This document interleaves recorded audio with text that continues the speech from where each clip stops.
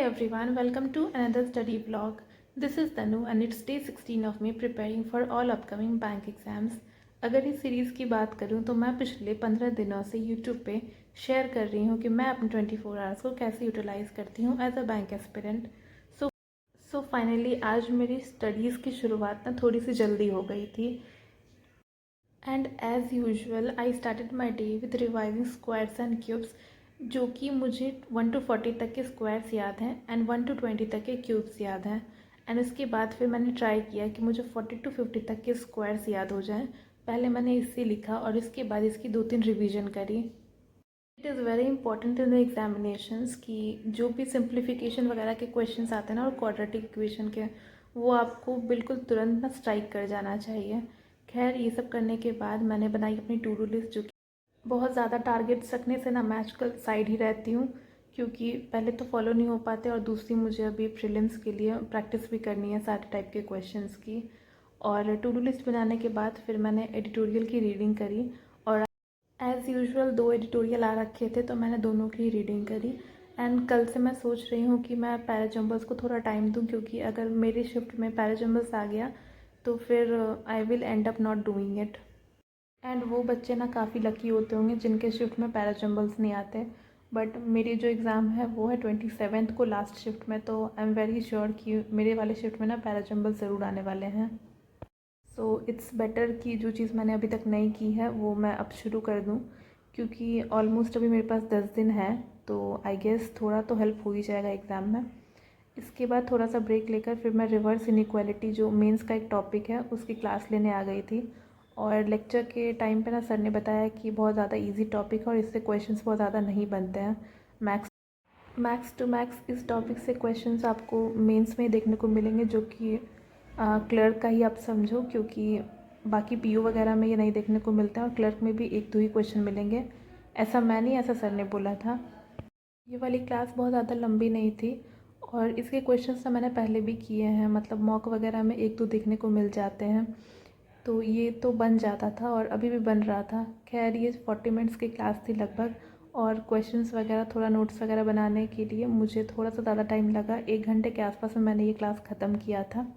तो ये सारे क्वेश्चंस थे जिसकी मैंने नोट्स बनाई हैं और काफ़ी इजी टॉपिक होती है, आप लोग भी बहुत आराम से कर सकते हो इसको.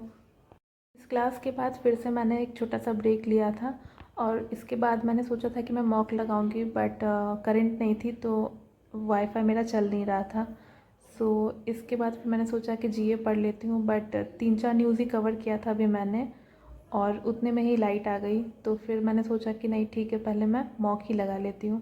तो शायद 10 से 12 मिनट ही मैंने अभी इसको दिया था और इतने देर में ना 4 या 5 ही न्यूज़ मेरी कवर हो पाई थी. बैंकिंग अवेयरनेस की टॉपिक थी, तो 4-5 न्यूज़ मैंने कवर किया इसमें से, और इसके बाद तो फिर मैं जीए पढ़ नहीं पाई थी. तो इसके बाद मैं मॉक लगाऊंगी एक ऑलिव बोर्ड से. जीए तो पढ़ने का बिल्कुल भी मन नहीं करता है, मतलब बिल्कुल पता ही नहीं चलता है कि क्वेश्चंस क्या आने वाले हैं. खैर इसके बाद मैंने ऑलिव बोर्ड से एक टेस्ट लगाने का सोचा था.